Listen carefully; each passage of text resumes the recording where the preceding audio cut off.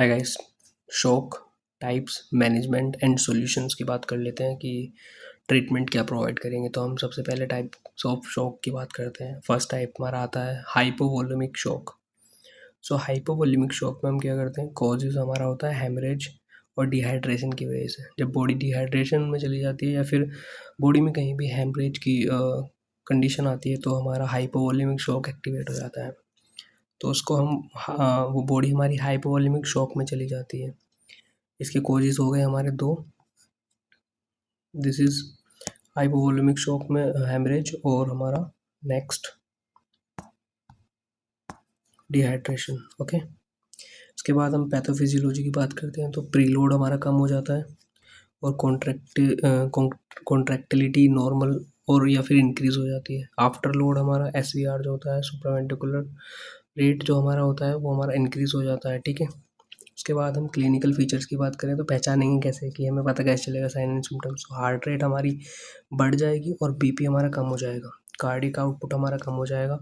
Extremities जो हमारी है, हमारे मतलब हाथ जो होते हैं, हाथ पैर जो होते हैं वो कूल हो जाएंगे, ठंडे हो जाएंगे। ठीक है, और पेल देखने को मिलेंगे, येलोइश थोड़ा हो जाएगा। तो वीक और थ्रेडी पल्स देखने को मिलेगी। क्या वीक और थ्रेडी पल्स देखने को मिलेगी हाइपोवोलेमिक शॉक में। इसके बाद बात करें ट्रीटमेंट की, तो यहाँ पे ट्रीटमेंट हम प्रिवेंट करेंगे लॉसेस को, जितने भी लॉसेस हो रहे हैं उनको प्रिवेंट करेंगे।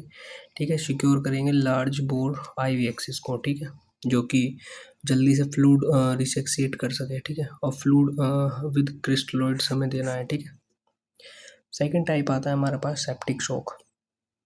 ओके, सेप्टिक शॉक हमें बताता है कॉजेज क्या होते हैं, इन्फेक्शन की वजह से होता है या फिर सेप्सिस की वजह से हो गया। पैथोफिजियोलॉजी में प्रीलोड इसका कम हो जाएगा, डिक्रीज हो जाएगा, कॉन्ट्रैक्टिलिटी वेरिएबल रहेगी और आफ्टर लोड डिक्रीज हो जाएगा।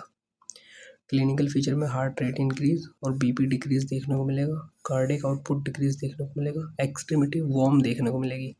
हाइपोवोलेमिक में कूल देखने को मिल रही थी, यहाँ पे हमें वार्म देखने को मिलेगी और पिंक कलर की होगी। ठीक है, फिर यहाँ पे ट्रीटमेंट में IV एंटीबायोटिक चलाएंगे, IV एंटीबायोटिक और fluids. IV non adrenaline drug of choice रहेगी यहाँ पे सेप्टिक शॉक में। इसके बाद एनाफाइलेक्टिक शॉक आएगा। एनाफाइलेक्टिक शॉक में कॉजेज क्या होगा, एनाफाइलेक्सिस, और ट्रीटमेंट क्या करेंगे, IV एपिनेफ्रिन देंगे हम और फ्लूइड्स रिसेक्शिएट करेंगे। ठीक है, तो ये हमारा एनाफाइलेक्टिक शॉक है। उसके बाद हमारा न्यूरोजेनिक शॉक आता है। ठीक है, एनाफाइलेक्टिक को ही हम डिस्ट्रीब्यूटिव शॉक भी बोलते हैं, तो ये भी लिख लेना आप, इसको हम डिस्ट्रीब्यूटिव शॉक भी बोलते हैं। ठीक है, ये आप ऐड ऑन कर लेना अपने नोट्स में इफ़ यू वांट टू।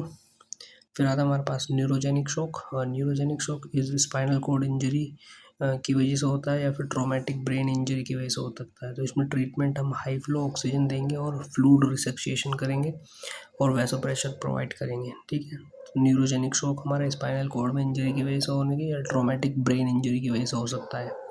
फिर हमारा आता है कार्डियोजेनिक शॉक। कार्डियोजेनिक में कॉजेज आते हैं मायोकार्डाइटिस की वजह से और डिसरिथमिया की वजह से हो सकता है। इसमें हम ट्रीटमेंट में आयोनोट्रोप्स देंगे और कंट्यूजन्स, यूज़ ऑफ फ्लूइड्स और ECMO।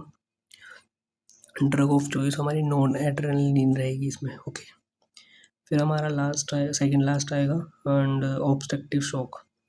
इसमें कॉजेज होंगे हमारे टेम्पोनेट की वजह से हो सकता है, टेंशन न्यूमोथोरैक्स की वजह से या फिर पल्मोनरी एम्बोलस की वजह से, कि पल्मोनरी में इनमें एम्बोलिज्म बन गया हो, चेस्ट ट्रॉमा की वजह से हो सकता है। दिस इज ऑब्स्ट्रक्टिव, मतलब ऑब्स्ट्रक्शन क्रिएट कर रहा है। ठीक है, दिस इज ऑब्स्ट्रक्टिव। फिर आता है डिसोसिएटिव। डिसोसिएटिव हमारा CO कार्डियो क्या कहते हैं उसको, कार्बन मोनोऑक्साइड की पॉइजनिंग होगी हो, साइनाइड की पॉइजनिंग होगी हो, दैट्स वाई हमारा डिसोसिएटिव होता है। ठीक है, फिर एंटीडोट यहाँ पे प्रोवाइड करते हैं और हैबीफेरेनिक ऑक्सीजन थेरेपी प्रोवाइड करते हैं। ठीक है, तो these are all about shocks, hypovolemic shock, anaphylactic shock, septic shock, neurogenic, cardiogenic, obstructive. These are important for NORSET point of view, and if you're preparing for NORSET 11, these shocks are very helpful for your preparation and revision.